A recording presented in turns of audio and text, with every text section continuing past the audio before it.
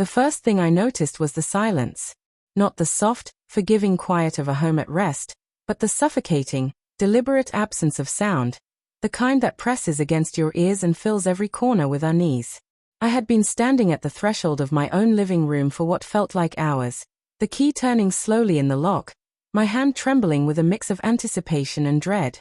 My wife, Aisha, and our daughter, Lila, had not spoken to me for a month.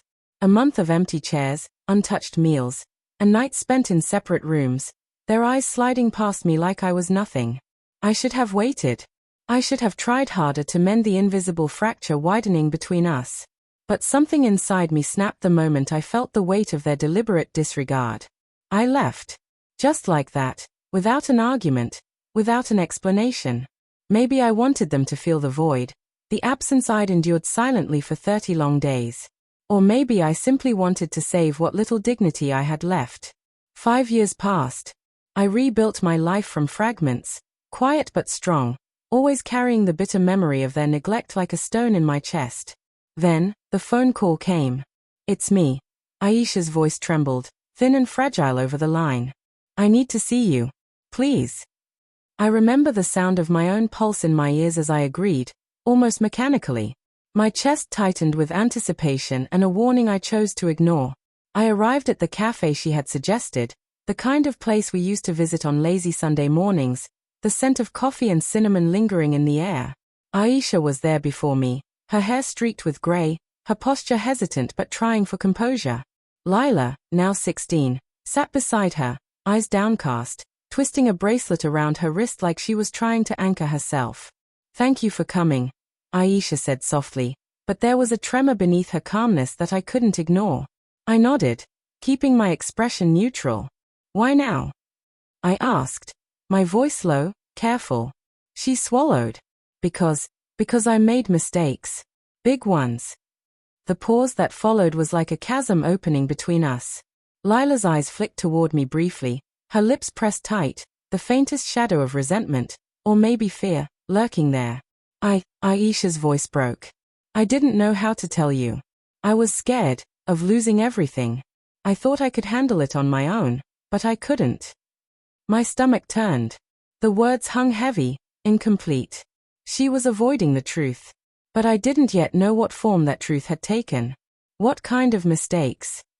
I pressed, trying to keep my voice steady while the room seemed to close in around me. She took a deep breath, her hands clasped tightly over the table. I was with someone else. The chair beneath me felt like it had dropped into a void. I could hear the coffee machine steaming in the background, the faint clink of cups, but it was as though the world had gone mute. "What? When?" I croaked, my voice foreign to me, brittle with disbelief. Aisha's eyes glistened. "It was after you left. I was lonely. I never meant for it to go this far. But it did. I'm so sorry." I wanted to believe her. I wanted to rationalize, to forgive, to reach out and hold on to the fragments of love we once had. But my mind flashed to every cold night, every ignored meal, every whispered conversation behind my back I might have missed. The betrayal wasn't just in her actions. It was in the silence that had preceded them, the slow, suffocating abandonment. Lila shifted uncomfortably, finally looking at me, her voice quiet but steady. "Dad, she wasn't just lonely. I know things I shouldn't, and I couldn't tell you. I didn't want to break you." I felt my heart twist. My daughter, my little girl, now a young woman, had carried pieces of this secret like a burden she had no right to bear. "You let it happen," I whispered, the anger and sorrow merging into a bitter cocktail. "Both of you. All those years, pretending nothing was wrong." Aisha's tears fell freely now. I was ashamed. I thought I could make it right quietly. I thought we could, maybe. Her voice faltered, but the weight of her guilt was undeniable. The cafe felt smaller, the air thicker. I could smell her perfume, the faint aroma of Lila's shampoo, and it hurt, how ordinary it all seemed for such extraordinary pain. "Why tell me now?" I asked. My throat burned. "Why drag me back into this?" "Because I need you," she said simply, a truth raw and unfiltered.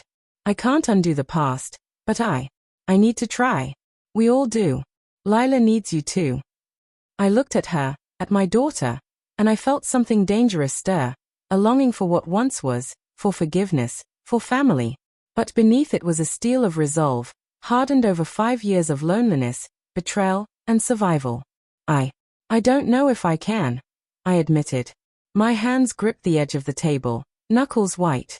You broke something that wasn't yours to break. You left me alone, and you lied to me.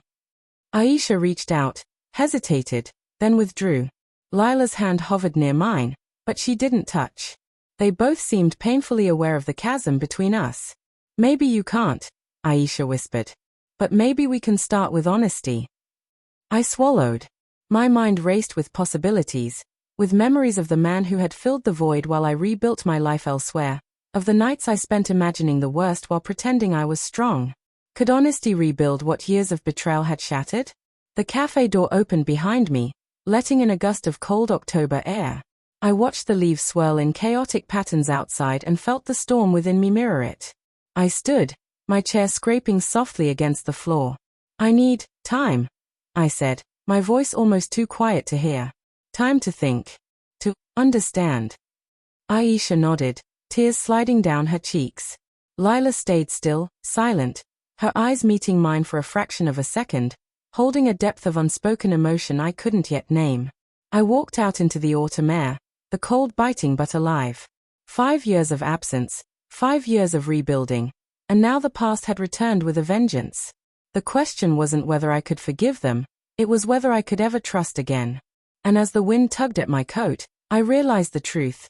Some betrayals don't just break hearts. They fracture time itself, leaving pieces scattered across the years, and the act of piecing them together might be the hardest journey of all.